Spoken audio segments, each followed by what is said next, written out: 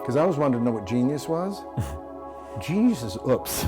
And the capacity to follow the oops with some intention, because I dropped these cards, and when I dropped them, the amazing thing is they created this, which is a holographic double helix DNA weave coming from a painting mirroring a painting, or a fractal holographic mathematical geometrical model of a holographic DNA weave coming from a painting.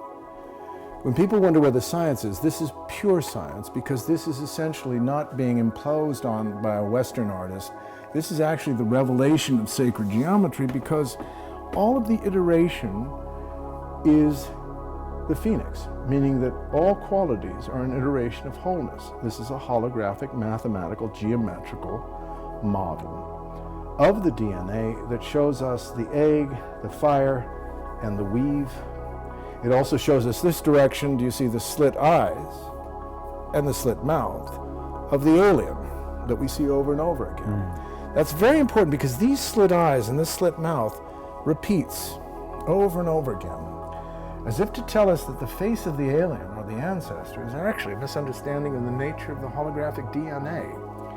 And what we think of as alien is actually this deeper root system that is trying to say, you must understand now that all aspects of the one are contained in the all. This is pure Pythagoras, because we would not teach fractions, because 2/3 of a dog is dead dog.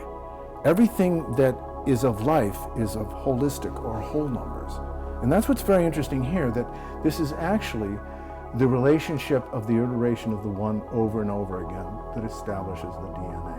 It's also good news, because it's telling us we're not born into time, we're born into creation, and that our DNA is a holographic model. This also became very telling, because I showed you the mandalas, but let me show you how they're created. And of course, once I saw that what was going to reveal itself was not random qualities, but actually, just as in the story of the phoenix, bird of immortality and rebirth, is it returns home and builds a nest. And we can see that this mandala, this is a nest and feathers, just as in the story.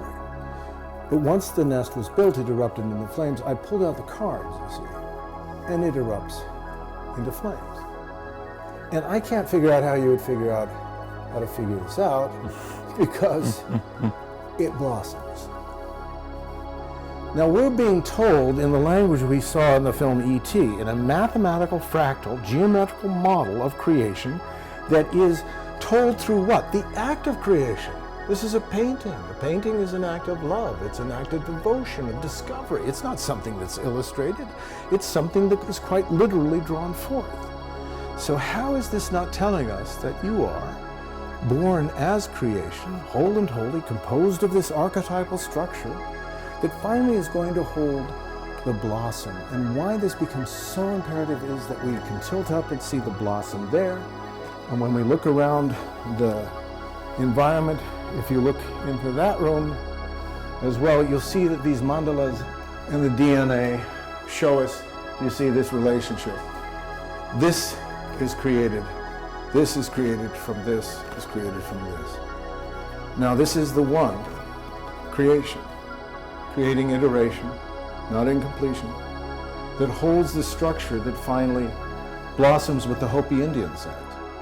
Our basket weave and our headdresses hold the knowledge of our sacred DNA. And if you look at this, these look like Indian baskets. They look like Indian headdresses. And this is Shumash ceremonial ground. And I'm convinced that what is blossoming here is the story that each of us enter not time, but creation. And that you will unfold with unique geometry and unique beauty, a unique name in the library, unique self-reflection. But when we understand that each of us are woven of the one, then it's not how are you incomplete and I complete, as much as your geometry show me a universe I cannot see through the lens of mine. But together, and I really do feel like this is why this is the blossoming of the painted cave, the ancient technology of the imagination that says we didn't want things done for us. We wanted to take the journey of the DNA, this willingness to hold a structure that would finally blossom. But as the painting shows us, not to blossom as one type, but to blossom as infinite types.